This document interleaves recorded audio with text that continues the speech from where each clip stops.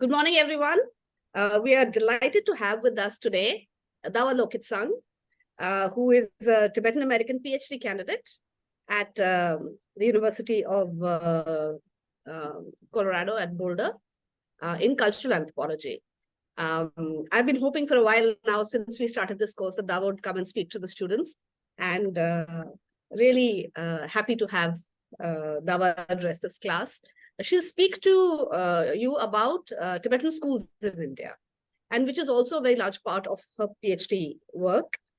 Just to give you a very brief, just to locate Dawa's work, her work is located at the intersection of what she examines in terms of Asian imperial colonialisms and the responses from anti-colonial nationalism in the region. And a lot of it is towards trying to build towards what are the sovereign futurisms for these communities. And that was published with Lexington Books. She has forthcoming publications with Oxford University and Duke University Press. And I think she runs one of the most exciting blogs, Tibetan blogs on exile and other things that are of concern to the Tibetan community, which is Lakha Diaries, which we have shared with you in preparation for this lecture. So I'm hoping that Dawa's scholarship here will inform you people about the specific topic that she's speaking about, and we will have opportunities to have some questions to Dawa once the lecture is done. Over to you, Dawa. Thank you. First, I just want to make sure, can you see this slide that I posted? Yes. Okay. Yes. Okay. So thank you, Sonika Gupta, for having me join you guys. I'm really excited to give this talk. You guys have already read some of my work, and that stuff that you've read highlights more of the contemporary stuff. And I just kind of wanted to give you guys an overview of the school.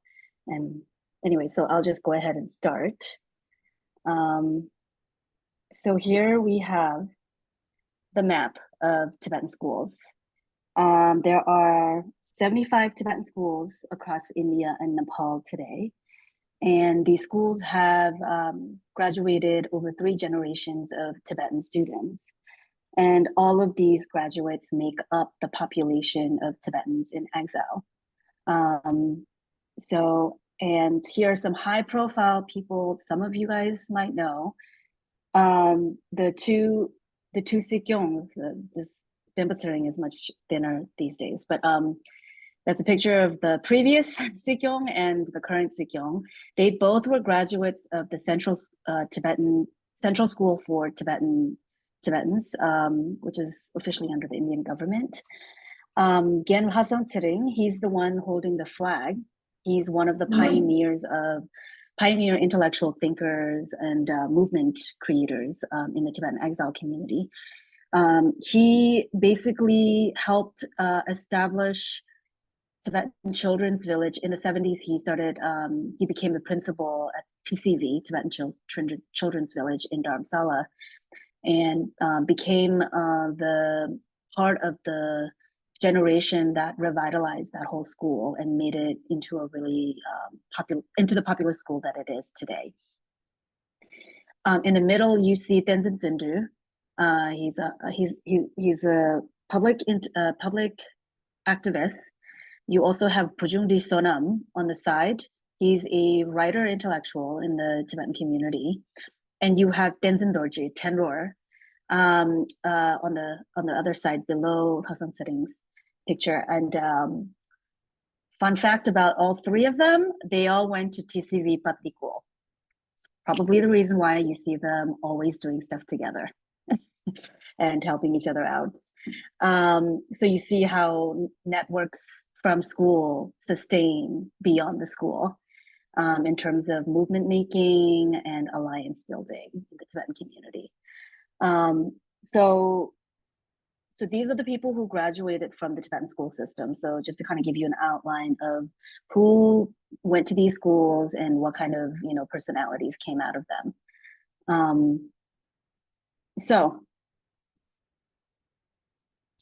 But how did schools for Tibetan refugees emerge in India in the first place? And why India? history is an important framework for understanding how and why. This history starts with China's invasion of Tibet. And so I know you guys have gone over this, but I'm going to go briefly over this. So in 1949, the People's Republic of China wins its battle with the ROC, which was the Republic of China. And for some context, the Republic of China were the nationalists. They were the first republic in China, and they overthrew the Manchu, who are known as the Qing Empire. They overthrew the monarch and started the first republic. And about 40 years later, the communists came about and then won against the nationalists. The ROC fled to Taiwan, and that's where the Taiwanese government is actually the remnant of the ROC. And so right after they won against the ROC, Mao Zedong commanded his PLA soldiers to march into Kham and continue marching. And in Kham, they forced Nga Byung-an Jigme, who was the governor of Chamdo, the Kham region, under the Tibetan government. He was kidnapped and under duress forced to sign the 17-point agreement. A little bit about the agreement. The agreement declared Tibet as part of China and claimed that the People's Republic of Communist China would not alter the existing political system and established status, function, and powers of the Dalai Lama in Tibet. And then they entered Tibet and formally started occupying Tibet in 1951. So from 51, so how did Tibetans respond to this? There were several national rebellions. It started with the 1956 rebellion in Kham, which is the region that they entered from. And then in 1958, there was a rebellion in Amdo. And then finally, in 1959, there was a rebellion. I'm not going to go over what happened in between that time. There was a lot of disagreement because they were trying to take down local systems of authority and replace it with communist, socialist modernity kind of structures.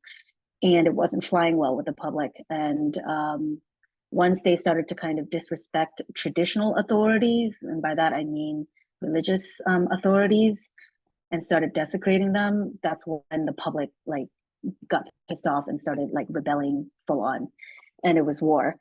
I'm gonna highlight, so the nationalist uprising in Lhasa, I think oftentimes people start with the March 10th uprising. The uprising was actually not provoked by the Tibetans, it was by the Chinese. It started with an invitation to the Dalai Lama.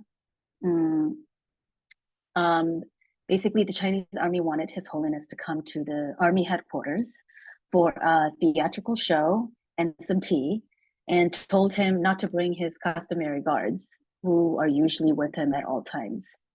This instantly, the public caught wind of this in Lhasa.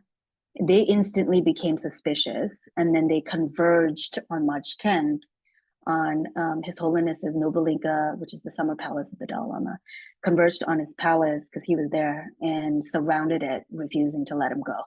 So they put him under house arrest. And the Tibetan government officials had no control over this. This was entirely a public's response.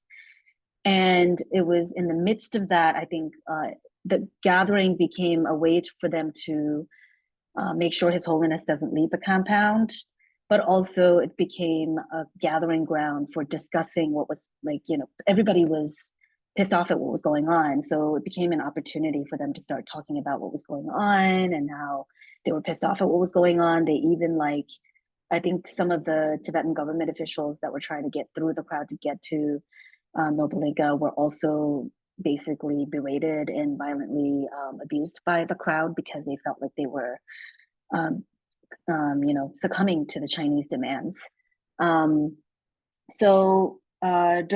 As things start to intensify, His Holiness's officials asks him to leave. They ask him to leave for Tibet, leave Tibet and go to India, and he says, "No, I'm not going to go." And he doesn't. So here's a picture of the convergence of public outside his compound, and It wasn't until the 17th of March when the Chinese basically shelled the Noble Inca Palace twice, and that became enough of a reason for His Holiness to make the decision to leave.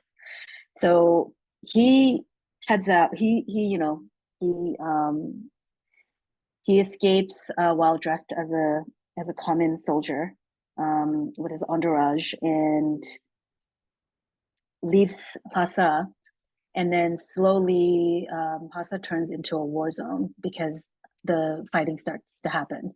The Chinese start to drop bombs, the Tibetans start shooting back, and then there's it's never been actually described as an act of war, but that's exactly what was going on.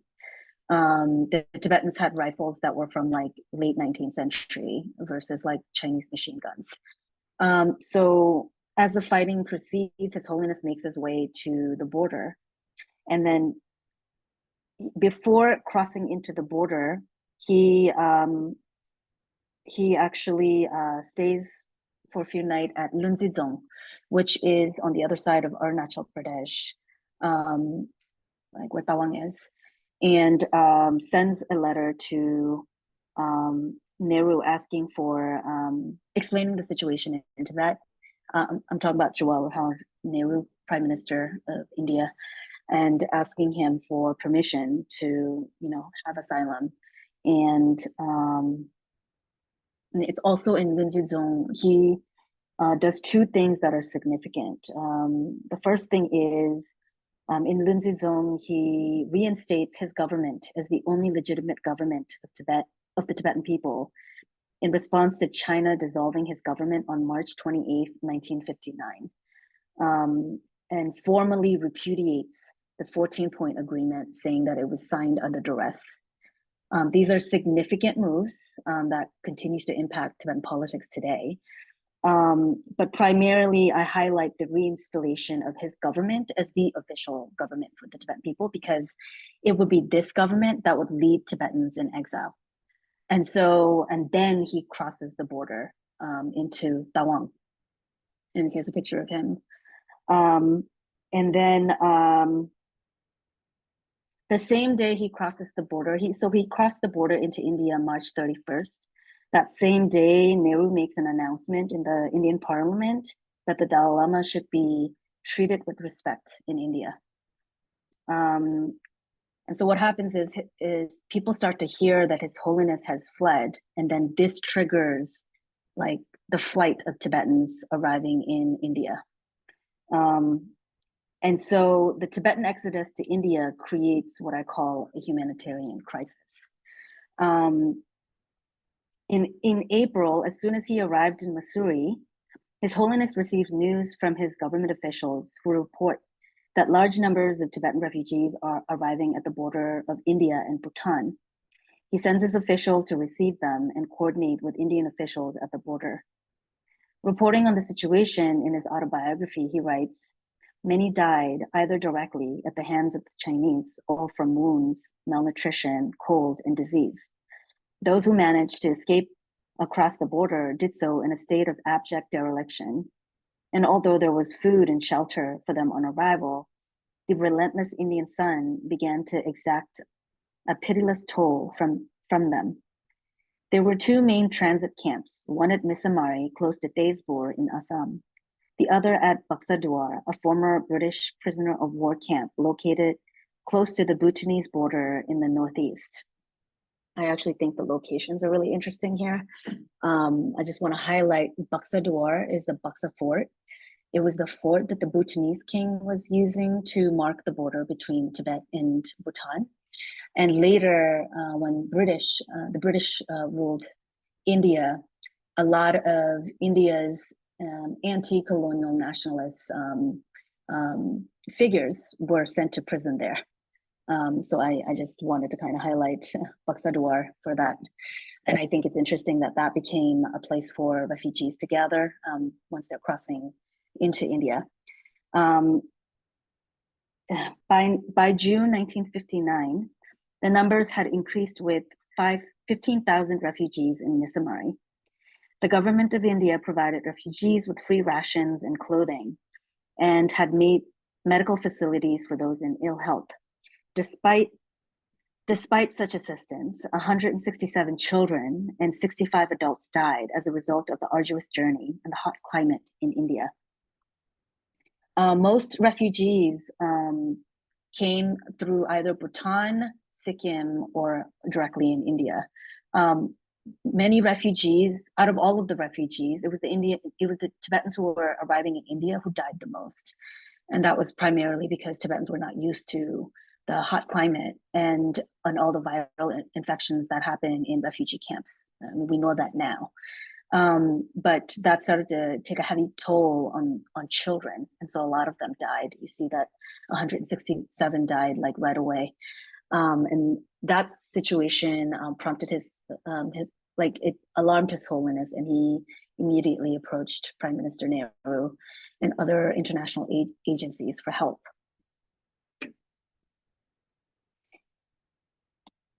India responded by creating a group of Indian elites. So His Holiness talks about them as like social and political elites of India. I also want to kind of highlight that India was only like 11 years old at that time as a new like modern nation state after winning against the British. So I think that also plays a role in how India and Nehru is handling the Tibetan refugee crisis. A group of Indian political and cultural elites create the group called the Central Relief Committee for Tibetan Refugees. This committee, His Holiness and his Kashak being body of ministers. So the ministers make up his government. And the Kashak began collaborating with the Indian government to start relief efforts for Tibetan refugees. It's through this body. The Indian government begins employing Tibetan refugees for road construction work in North India. This is designed in a way to pull them out of the Misamari camps where a lot of refugees are dying and put them more in climates that they're more used to, which is like northern India.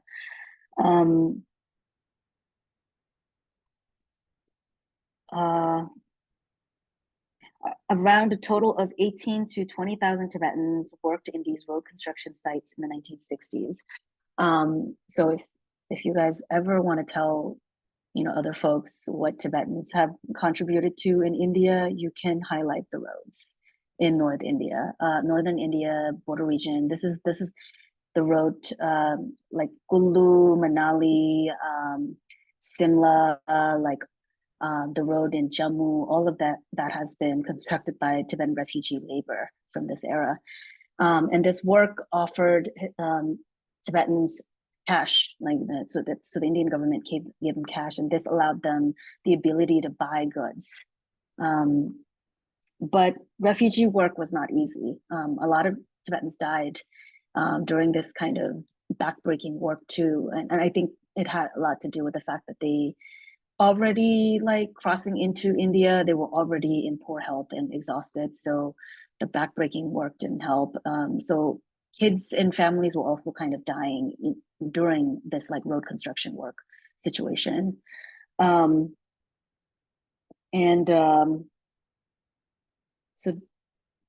this is India's first response. His Holiness response is to open schools for Tibetan kids. Like I said, the children's the death of Tibetans were really alarming him, but especially at the rate that the children were dying, he was like, I need to do something right away. And so he opens a school in Mussoorie. This is when he's based in Mussoorie. When he first arrived, he was mostly based in Mussoorie, and he was managing everything from Mussoorie as his headquarters. So he opens a school and develops the Council for Tibetan Education, which becomes the Department of Education under the Tibetan government. So that's one of the first departments he creates under the Tibetan government, and facilitates the making of 2 more schools, one in Simla in 1961 and the other one in Darjeeling in 1962. And it's around this time His Holiness is getting a lot of international attention. I'm not sure what you guys know about Mussoorie, but Mussoorie used to serve as the foreign hub A lot of these hubs are like former British hubs under British colonial occupation of India.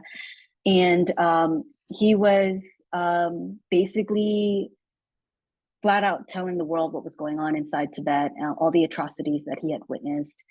And it was making things really uncomfortable with India. The reason why I say this is because India at the time was engaged in an alliance with China. It was they called it the anti-Western imperial alliance.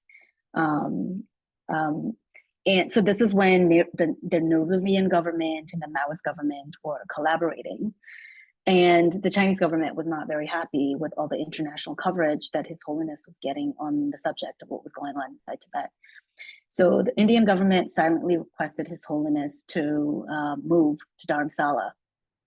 I forgot to say that one of the things that the Nehru government did after His Holiness asked for assistance was Nehru asked his ministers of state, so the state of Indian state ministers for help, like whether they would be willing to take Tibetan refugees, and a few of them came forward and said, we'd be willing to lease land. And one of the places that they scoped out was Meklotganj in Dharamsala. Meklotganj, I don't know if you guys know, but it used to serve as the summer getaway spot for the British again. And it had become a deserted town because in 1905 there was a earthquake that killed a bunch of them. That's why there's a Christian cemetery in Dharamsala that's become a tourist spot now. And since then it had been like a deserted place. Primarily a ghost town because people physically saw ghosts when they first got there, and the ghosts were white people, which I thought was also interesting how elders think about witnessing Western ghosts in Dharamsala, and it's supposed to be India. So they forced His Holiness to move to Dharamsala, primarily because Dharamsala was extremely hard to get to. The roads were crazy. The monsoon there is so crazy. I mean, it's still crazy, but less so these days. But back in those days, it was so crazy that it would ruin roads. So it's hard to reach. So like the international media couldn't access him.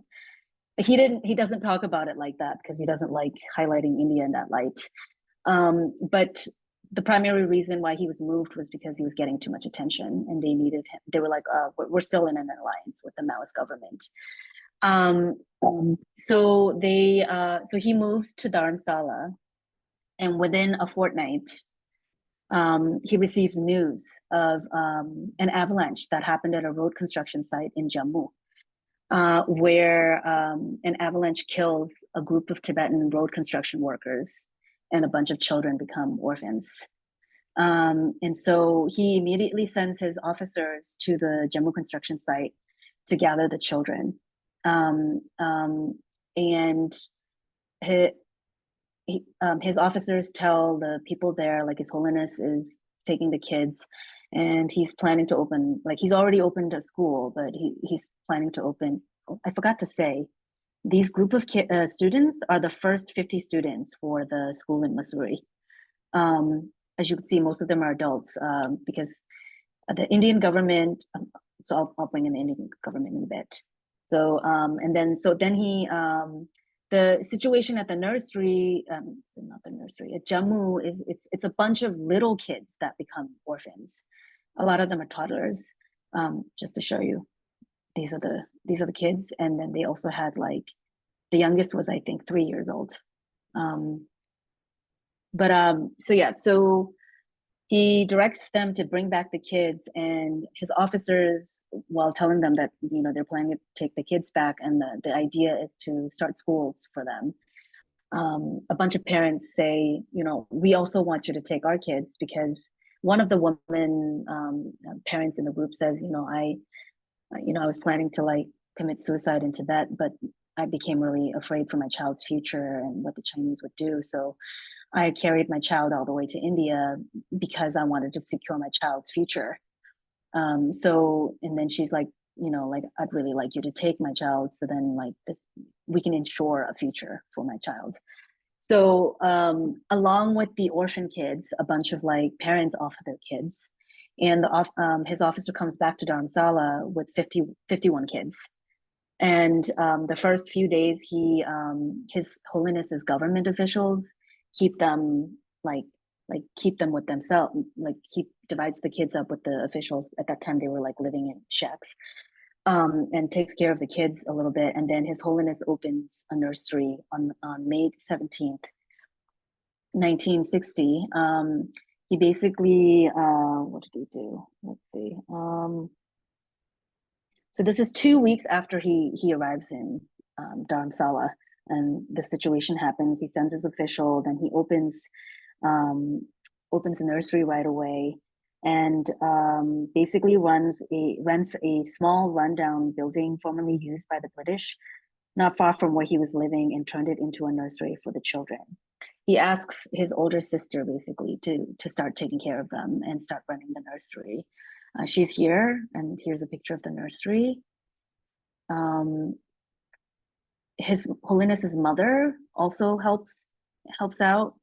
Elsewhere, I've written about women's labor and roles in like caring after children. And this is the first group of 51 children that they brought. The nursery.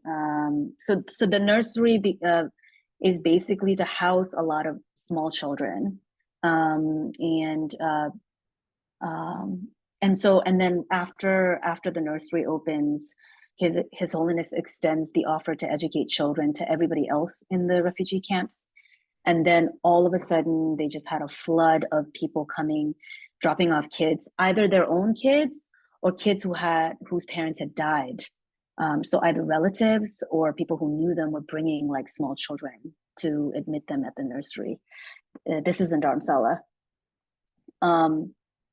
So His Holiness says, like, you know, the situation becomes overwhelming. Like a lot of kids are coming in and they need to find housing for these kids. So 2 years later, he asks Rinchen Mataring to open a homes for kids. This school becomes known as the Tibetan Homes Foundation. It's located in Missouri. Tibetan Homes Foundation originally functioned as a home. Literally, students from this generation also like to call her Amataring or Taring Amala. Amala means mother in Tibetan. And basically, he tells her, you know, I want Tibetan children to grow up in Tibetan households. They need to be able to retain their identity while they're here. At the time, they were imagining exile to be temporary, not permanent. They thought, you know, at some point we'll resolve this issue and we'll be able to go back in. In the meantime, we need to take care of these children and make sure they don't die, and in the process give them an education. And Amataring, he asks Amataring, like, he tells her, I'm envisioning a home for Tibetan kids that's run by Tibetan parents. So like Tibetan parents, through them, they can create like a Tibetan familial family, like households. These homes become known as kinzangs, which in Tibetan translates as familial homes. And Amataring basically rents 3 bungalows. Again, they're like former British Army bungalows that they transform into living arrangements for the kids. And she opens 3 homes. Each is run by a couple. Usually, in the beginning, they were aristocratic families. And so each home came with a mother and a father for the children. And so this household, basically it functioned as a household for the children. And the children, so they stayed at the house, and then during the day went to the school at CSD, the school that His Holiness had opened that I showed you earlier. But the situation was getting out of hand because more and more kids were coming in, so he needed more help. So then His Holiness approaches Nehru in May 1961, requesting his assistance again.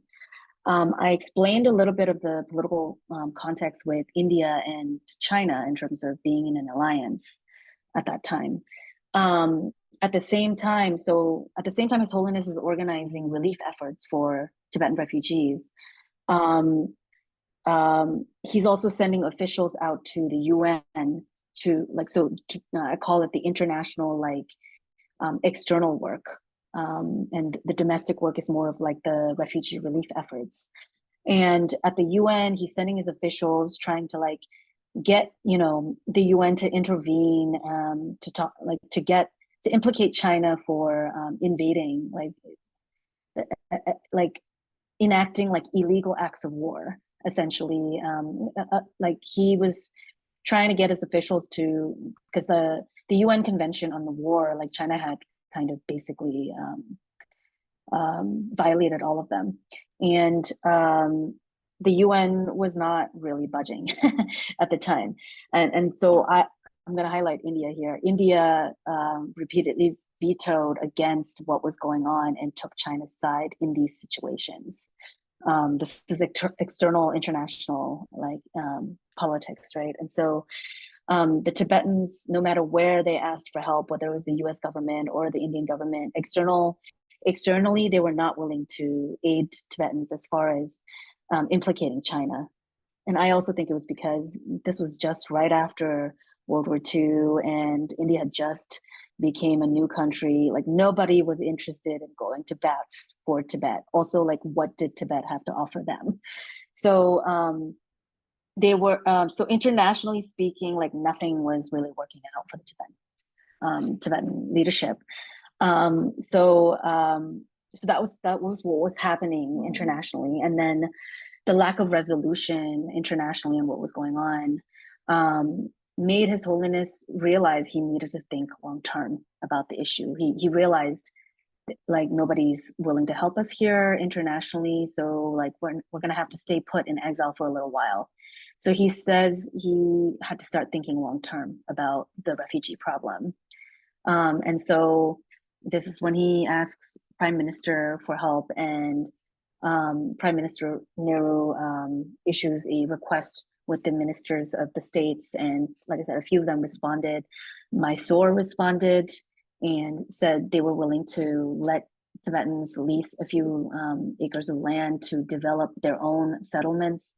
What I think was interesting in some ways, I think the Indian government felt really guilty for not being able to support Tibet internationally. So they were trying to make up for it with a lot of domestic help when it came to rehabilitating Tibetan refugees. So Mysore granted some land that Tibetans could lease, and a bunch of refugees were pulled out of the road construction camp labor, and I call it pulling the labor into creating their own settlements out of the road construction site and into building refugee settlements and institutions. So this is when a bunch of Tibetans are sent to the middle of a jungle in Mysore, and they literally cut down trees and slowly built what is become known as the Bailakupi Tibetan settlement. I think some of you guys know about Bailakupi. It's become a center for monastic tourism these days in India. So at the same time, he starts to ask Prime Minister about separate schools for Prime Minister Nehru was interested in help. He said, His Holiness says when he broached the topic of schools and education for Tibetan children, Nehru became extra interested and really involved, and became really invested, and said to him children's education is going to be foundational for the future.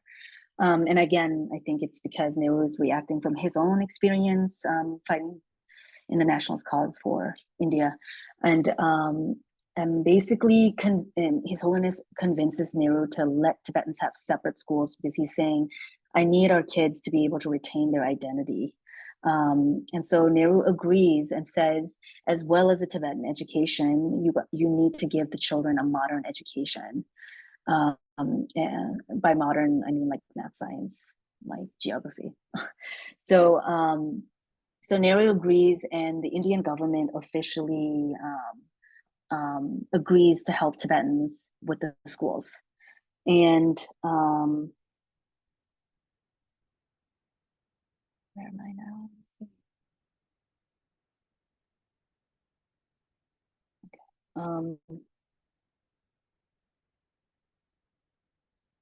So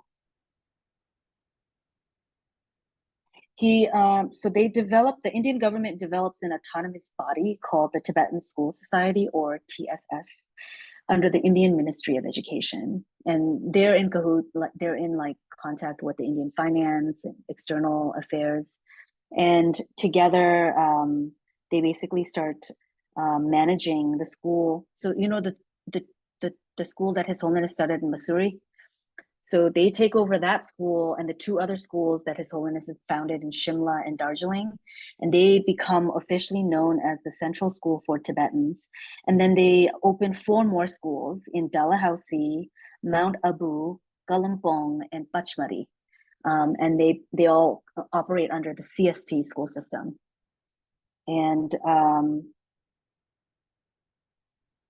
quickly wanted to highlight Amajitsan Penma's here. So the nursery was originally run by his older sister, Sering Domatakla, but and the nursery opens in 1960. His older sister dies from cancer in 1963. I have a feeling he was probably from exhaustion. Basically he calls his younger sister to take up the responsibility. So Jitsan Penma is like freshly, like she's really young here. She's not married. She does not have kids and immediately becomes children's mothers. Wanted to quickly highlight that. So while the Indian government is looking over the CST school, the Department of Education, which functions under the Tibetan government, handles the finances for the nursery and the Tibetan Homes Foundation.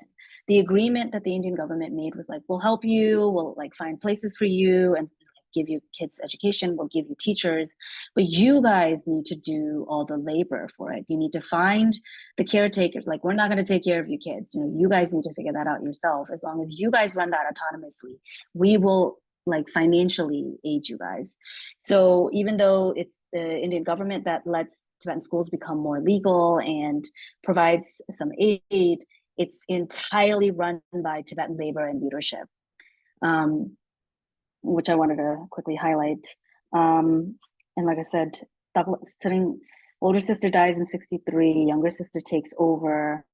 And she's the one who in 1971 develops the nursery into what is now known as the Tibetan Children's Village, or TCV. And then, so that's basically an overview of the history. What I wanted to emphasize is that the schools were founded by His Holiness primarily because he needed to get the kids out of the dangerous situation of the camps and the road construction sites. You can see that he's literally reacting to what's going on. So the nursery is made because like a bunch of like little children become orphaned after the avalanche situation. And then it was in the beginning, he founded it, he was financing it. And then later he asks the Indian government who come on board and starts helping the Tibetan refugees develop these schools. And at the same time, DOE is handling all of the care stuff. So caring after the kids, like giving them a home, you know, like feeding them. This is all of the caring labor and stuff is being done by the Tibetans themselves. So that's the history. The education, like I said, what kind of education? Since children would play a catalyzing role in the future, His Holiness felt children required both a modern and Tibetan education. The modern curriculum followed the standard education approved under India's Ministry of Education, with subjects such as math, science, social studies, English, and Hindi. So kids also learned Tibetan. So the Tibetan education consisted of classes in Tibetan language, literature, Buddhist philosophy, and history. The goal of the Tibetan education was to teach children identity and ethics through Tibetan epistemological lens. So just a little bit about school prior to exile. The 13th Dalai Lama had actually developed, I hesitate to call them secular schools just because I don't like the word secular. But the 13th Dalai Lama also faced several invasions. It was the 1904 British invasion at first. Then there was the 1911 Qing invasion. And a lot of this turmoil, the 13th Dalai Lama had to actually be in exile many times, including in India. And this really shaped how he approached like the creation of a modern Tibetan like imagination. And so when he was back in Lhasa, he opened schools. So traditionally, Tibetan education was monastic, like Buddhist monastic education followed the monastic curriculum. And so the 13th Dalai Lama develops the school for what I would call like the children of government aristocratic families, and they learned basic Tibetan writing, reading, and grammar. It's basically to prepare them for clerical roles in the government because you need to do a lot of writing, bureaucracy, right? So those schools existed in the past. It was closed by the monastics after the 13th Dalai Lama died, because like really conservative, staunch monastic felt threatened by these Western schools and closed them. So what the 14th develops in exile is like a formalized version, but a little different. And the kind of education that they emphasize is, so I talk about Tibetan education as a response to what's going on inside Tibet. So in Tibet, from 1954 until the introduction of the until Cultural Revolution policies in like mid 1960s, it was the Great Leap Forward policies, which is what caused massive famine, agrarian policies that were forced on the Chinese, and it caused massive famine across China, but especially in Tibet. And then the Cultural Revolution policies, which basically outlawed the practice of Tibetan religion and cultural, like anything that they saw was traditional or old was outlawed. This is when Tibetans started becoming forced to like cut their hair and wear like communist uniforms instead of like traditional Tibetan clothes. So education in India was being really influenced by what was going on inside Tibet. So Buddhist philosophy and Tibetan history became really important in India. So Tibetan history taught children who they are through the frameworks of a shared history, which recounts history, like a civilizational history through Dharma kings. So Buddhism was brought from India through the patronage of Tibetan kings, starting with Songtsen Gampo in the 8th century. He basically got translators, scholars to go to India, develop a Tibetan text. So this is also when Tibetan writing system was developed, and it was entirely for Buddhism. And these translators developed a Tibetan like writing script and then translated all these like Buddhist texts and then brought it all the way to Tibet. So it's through these civilizational accounts. It's like a Tibetan history in general is a history of how Tibetans became Buddhist. And it's usually through the accounts of these kings who brought it in. No one has quite done this analysis like that, but that's what I'm trying to highlight here. And what I think is interesting in India is it's like this Buddhist identity also needed to be national, because in India, Tibetans needed to identify as Tibetans. So history becomes a way to inform children's idea about who they are, where they come from, what kind of history created their national like heritage. And then Tibetan Buddhist ethics becomes a framework for teaching children how to be good humans in the world and how to relate with the world. So these two prioritizes Tibetan Buddhist and national identity. This is why I hesitate to call it secular. But it wasn't monastic in that sense. Anyway, so Tibetan education. All right. They and remember the first quote group of 50 students that I showed you, they were mostly older. So that group, from that group, half of that group were sent to Denmark to study vocational stuff like electronics, and a lot of them would play a crucial role when they came back to like create a functional settlement, refugee settlement, right? And then the other half became Tibetan subject teachers. So what was interesting about the Indian assistance is, alongside finances, the Indian government was like, we'll also provide you with teachers for the modern like subject, and it's going to follow the Indian curriculum. But Indian teachers can't teach Tibetan, right? So they needed Tibetan teachers. So after the graduation of the first 50 students from Missouri, half of them became Tibetan subject teachers. And then later, the Department of Education, in collaboration with really high monastic scholars of Tibet, like these really high lamas, who were introduced to them by, it was His Holiness who like tapped these high scholars and basically asked them to work together to create a Tibetan textbook. And so these scholars come from different Tibetan Buddhist traditions, who have histories with each other.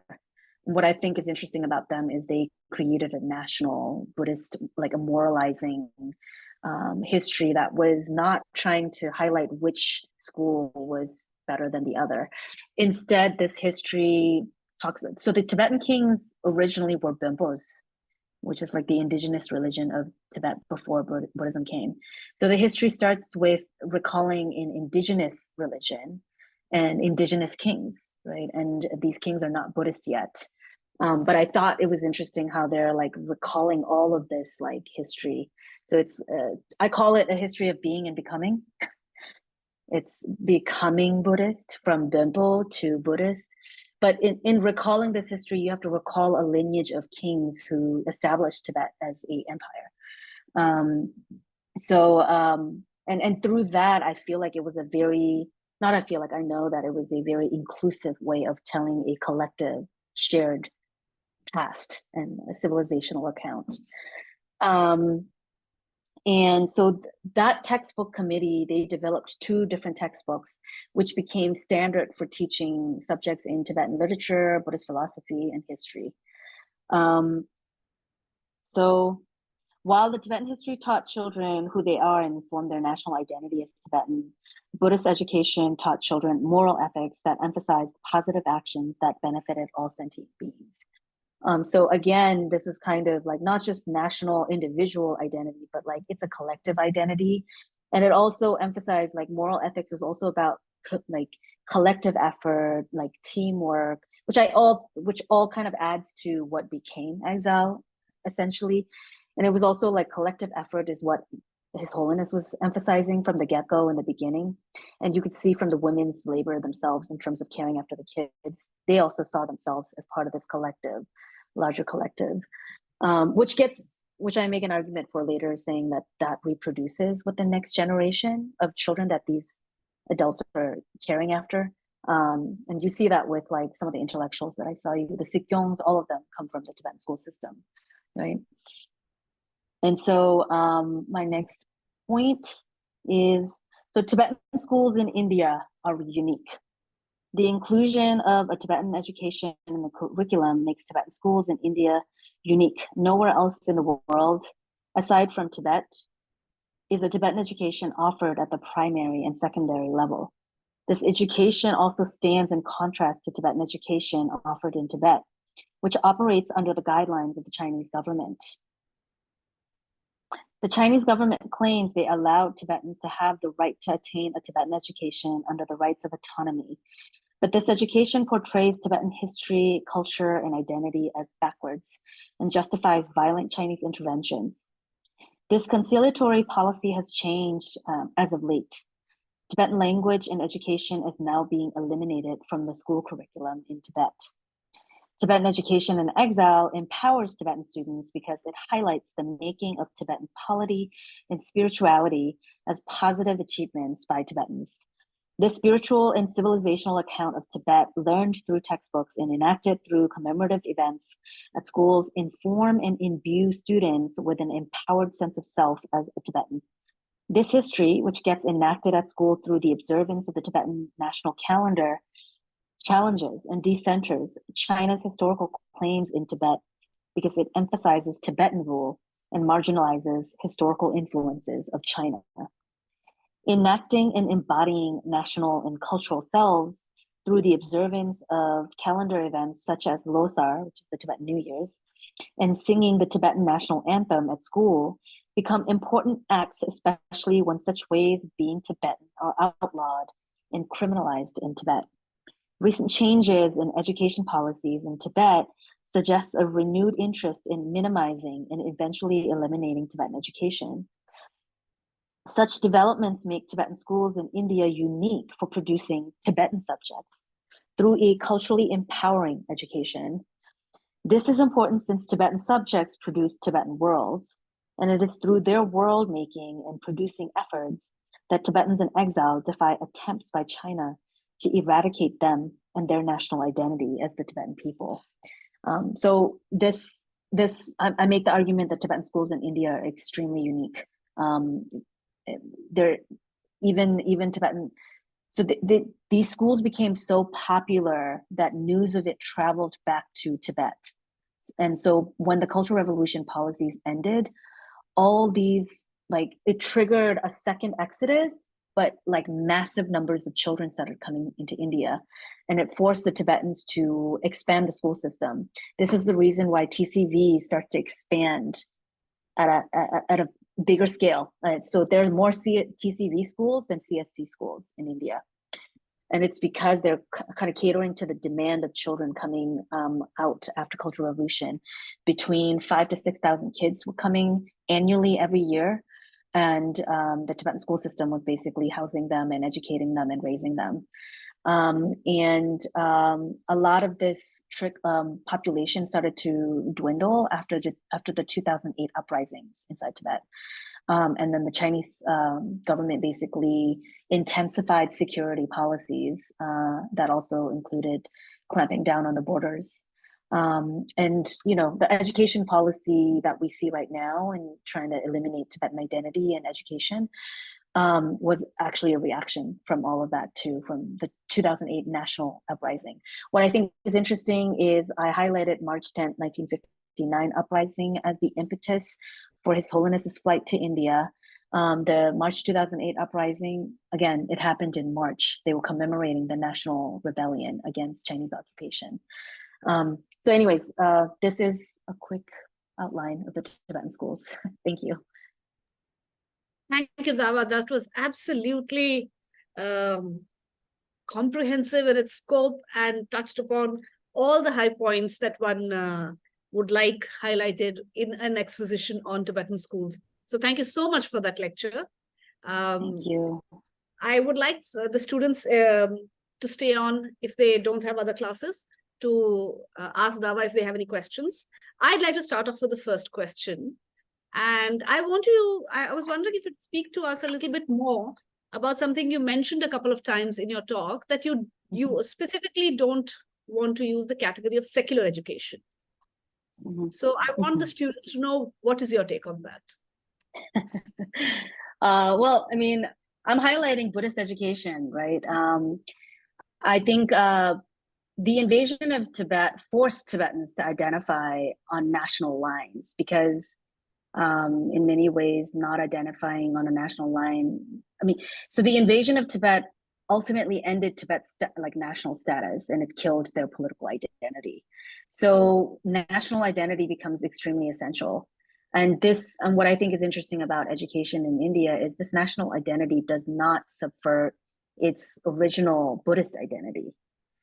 It is incorporated, and it's through this Buddhist, because Tibetan history, Tibetan Buddhist history, has obviously influenced Tibetan ways of life. We cannot separate our religion with our identity. It comes together. So I resist the secularism argument. I mean, theoretically, I subscribe to Talal Assad's beef with secularism, which is that it itself is a modern invention. And what China was carrying out during Cultural Revolution in Tibet is what I would describe as a violent kind of secular secularism. It's violent atheism, right? It was so aggressive that they needed Tibetans to like eradicate their identity. Like Buddhist identity was considered backwards, traditional, right? So, and Tibetans didn't find Buddhist identity to be that anachronistic. If anything, they found it empowering. This is why I resist the clear-cut boundaries that secularism usually demands. That's my take on it. Yeah, thank you. That's actually very thought-provoking. And I was just, maybe we'll come back to this question later if nobody else has a question. But I want to also talk to you about how then you relate this to the liberal critique of nationalism in your work on anti-colonial nationalism. Because in the current liberal phase, nationalism is not a good word. But we can come back to this question once if there are no other questions. Any other questions? I can't actually see the students, I think, because the slideshow is still on. Can I quickly respond to that? Yeah, sure. I think nationalism gets a bad rap primarily because it is assumed to be a homogenous meaning. So when you talk about nationalism, you talk about hegemony, hegemonic rule. And I think I've always told Tibetans this. I've said, I understand why JNU kids are against, proactive nationalism and patriotism, because it is a critique of the central government, right? This is the same critique that subaltern studies scholars were making in the 80s. But here's the thing, we're not in a post-colonial reality, right? India is in a post-colonial state, and they can make that argument. Tibetans are not in a post-colonial reality. And for that, I go to Fanon. So Fanon, a thinker who fought with the Algerian rebels against the French colonizers in North Africa, he talks about nationalism in a very different way. He talks about it through the frameworks of anti-colonial nationalism. So I would say I identify more with India's anti-colonial nationalism than India's liberal nationalism. So here I would draw a difference between the two. What Israel is doing in Gaza is proactive nationalism. Tibetans rebelling against their occupiers in Tibet, I would call that, I would call it anti-colonial and anti-occupation nationalism. So I do think we have to be really careful when we say nationalism. What do we mean when we say that word nationalism? And I do think we have to fight our liberal impulse against the critique, especially when imagined through colonial frameworks. I definitely want to talk to you more about this, because this is also very close to the way I've looked at my own work. But let's get some others in. Who would like to ask a question? I can't see the students' screens, I think. So whoever wants to ask a question can just speak. Just switch on your mics and speak. Dawa, if you can get out of this presentation, I'll be able to see the students in case they are raising their digital hands. I will try. How? I just did it, if that's okay. Okay, thank you. Thank you, because I was like, So, any questions? I had a question, but I'm not really sure. So, in your work in the Lucknow Diaries, you mentioned how the new schools, the new Tibetan schools in India, the students were encouraged to have bonds on a more outside of the family level, because not many students, a lot of students were also orphans. So how is that different from how typically the bonds were in schools within Tibet before the exile, and how has it helped? The community to stay stronger? Well, so the kids had my point about orphan is that all Tibetans were orphans of war, and some people biologically lost their parents. And so His Holiness wanted to create a school in the image of a family for kids. It's the reason why he was emphasizing, like, I need kids to have Tibetan homes. And the way he was imagining Tibetan homes was through Tibetan parents, right? To create a traditional Tibetan home. And this was both on a practical level, this provides a child with a home and home care, like childcare, right? But on a more like deeper level, I think the difference is that Tibetans are in exile and Tibetans have become orphans because of the invasion. So prior to invasion, there was no like threat. And now after the invasion, there's a collective threat, right? And it's targeting all of them. It's impacting all of them. And so His Holiness and the kinds and the school founders, like you see the women basically enact, like, I'm not saying they just played the role of the mother. They were literally performing the labor of the mother, like caring after kids day in and day night, right? Like it was that labor that actually produced like, so a lot of the kids from the Jammu site, they were really malnutritioned and sick when they first came in. So they had to like nurse them back into health. And so like even before preparing them for school. So I'm saying like they experience like really affective, motherly types of care. And this really impacts kids at such a young stage, right? And that kind of familial care for each other was heavily encouraged at the school. And I think it was on a like practical level, it was because to provide kids who don't have families with family, right? It's like we don't need to be biologically related to create family, right? So it was a way to create family on a practical level, but also on an emotional level, right? And I think that's really different from how you usually experience schools. I mean, I don't know about you guys' experience, but I went to an American like school system, and it's not like that. You know, like there's a clear boundary between who your family is and who you're just friends. That wasn't the case at Tibetan schools because the early generations were primarily orphans, and the other category is semi-orphans. That means kids who had to be separated from their biological family. So they kind of had to live like an orphan, right? And instead of having to live like an orphan, the school was like, no, we're going to provide you guys a family. We are a family, right?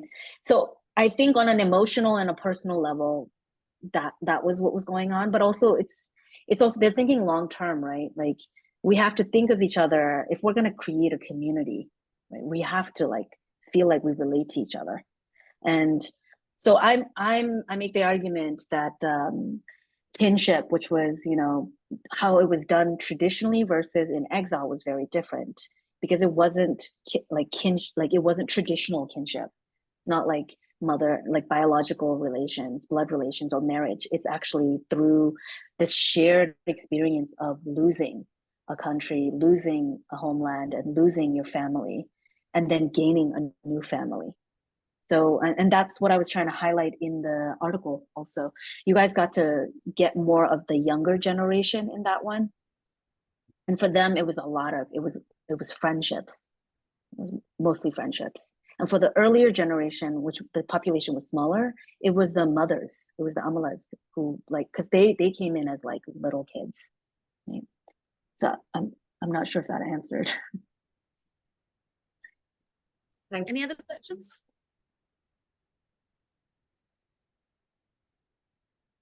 Dawa, I have one more question. You spoke about, you know, how this, the way the exiles school system was set up, it was in response to what was happening inside of Tibet at that point in time. How do you see that situation now? Still the same. I think now the policies are intensifying. And the difference is there's been a decline of Tibetan schools because Tibetan kids are no longer allowed to come to India. So the in-migration population has been cut off, right? And on top of that, there's massive amounts of Tibetans migrating to the West. And that's primarily because for a long time, India didn't offer a pathway to citizenship. And living as refugees, even though Tibetans are so thankful to India and continue to like show their gratitude, living as refugees is not feasible in India without any documentation. So you can't even travel. You can't even get a bank card. Like you can't do anything. And so a lot of it is due to that lack of access that Tibetans started migrating to the West. So it's causing like a decline because the population is like dwindling. But what I think is interesting is a lot of Himalayan students are enrolling. Yes. Because it's at Tibetan schools, they get to learn Tibetan language, which is their native language. And I think it's interesting because the king's history is relevant to them. Yeah, actually, Yeah. now that you pointed out, I was in Tawang last month, and I went to the Tibetan settlement there, and they're building a new hostel there for the students. And Oh, it's wow. yeah, and it's a hostel with the capacity for 150 students. Only 2 are Tibetan. Oh, wow. All others are Buddhist. Wow. So there's a lot of Tawang and Dharamsala like collaboration these days. And I do think there's a lot of revitalization of like indigenous identities in these regions. And a lot of them are ethnic Tibetans. And I think the Himalayan community has always played an interesting role in the Tibetan community because in many ways, Himalayan identities for a long time were seen as backwards, and like in the middle of nowhere, like in the borders, and so. But then, like in the Tibetan community, that identity is heavily like centered and empowered, and it's approached in a very different way. And I think that really appealed to the Himalayan community. So it was interesting. The last time I interviewed a Tibetan teacher, he said Himalayan students are the future. But the other thing is, there isn't, like I said, India is unique, keep repeating it, for offering Tibetan education at Tibetan schools. No one in the world will offer that kind of resources. And a lot of so on the one hand, in Tibet, there's an active policy to remove Tibetan from the education. They're really accelerating the assimilation policies. So it's an elimination of the Tibetan identity policy. And on the other hand, parents are becoming so alarmed at Tibetan kids growing up in the West not being able to speak Tibetan. So there's all this like it's the same insecurity, but renewed by these new situations. And Tibetan schools again become the center of like this, like, okay, so we address it, right? And so there is a lot of migration for education happening from like, so a lot of kids are going to Dharamsala, for example, because there's already these educational institutions that were built. The structure is already there. Kids from outside of India, Tibetan families outside of India. So a lot of Tibetans coming from the diaspora, the West, Japan, like anywhere kids are not able, so kids don't have access to Tibetan education at all, right? And so they come to India because there's already an infrastructure, there's already a curriculum. It's actually how I studied Tibetan in Dharamsala, because my dad was insisting. So these institutions are still these would be short-term engagements, right? Short term. Now they're developing. I think what's interesting about Tibetan schools is they're always trying to adapt to what's needed right now. So Tibetan school system has realized all these kids are coming to them from the West wanting to learn Tibetan. So they've been developing, like in the last decade, there's been an acceleration of programs developed just for them. Okay. And there's plans to like have longer and like more, maybe returning to the boarding school system, but except the kids are not coming from Tibet, maybe they're coming from the West. Okay. So there are these, they're not talked about, they're not realized yet. These are things that I'm noticing. So Tibetan schools become still extremely relevant. I would say that it's one of the most relevant institutions that Tibetans produce in exile, and it's an institution that they feel really proud of and really grateful to India for. Yeah. for that insight. Any other questions? Could I just piggyback off this conversation? I think, Dawa, first of all, thank you so much for doing this. This was so fascinating, and I've been like fangirling for the last hour. So thank you. I think it's absolutely fascinating to think about, the schools as adapting to the changing needs of the community. And one of the things that you flagged, which I thought was such an important argument, was that Tibetan schools are framed within a Tibetan epistemology, right? Like the idea is that you've shaped Tibetan education within that epistemology. How do you see that shifting as well over the last, say, 60 years, and shifting to the adapting needs, especially from Tibetans who live outside of India, where there aren't access to these kinds of structural schooling systems? How do you map that change? I mean, I think I already said some of it. I mean, the mapping is, like, I think that the condition of a refugee is that migration is the constant theme in their lives, and moving, right? So, and I think Tibetans have embraced it, even though it generates a lot of precarity for them. But like I said, it's knowing that there is an institution already set and ready. And parents are like, okay, well, I'm getting anxious. My child is growing up in the West, and they're not like in touch with their Tibetan identity. I mean, the need for your kids to identify Tibetan as Tibetan is also because like that identity is still denied, right? China continues to occupy Tibet, and so identifying as Tibetan is very essential even for parents, right? So these parents know that these institutions exist. Like I remember when I decided to share my experience studying Tibetan at Sarup Institute on Hakka Diaries in like 2011. And all these parents started emailing me like, oh, I read that article, like I want to send my kid, like how do I do it? Send me directions, and so you see this like quick feedback. And I think that's when you realize, oh my God, these institutions are still really relevant, continue to be relevant. But it makes sense because their entire reason for existence was the original reason, right? Was, the invasion and the elimination of Tibetan identity, national identity especially. So it was a way for them to revive and renew Tibetan identity in a manner that could be empowering and produce a community for Tibetans. Thank you, Dawa. This lecture has been really very illuminating in many different aspects of what we were talking about today. Thank you so much for your time. I think most of the students had another class, so they had to log off because they were taking this class from their hostel rooms. So they had to go to the academic complex. But I'm very glad they got to hear you, and they got to hear you speak about what is something that you have so deeply researched and clearly is very close to your heart. So thanks a lot.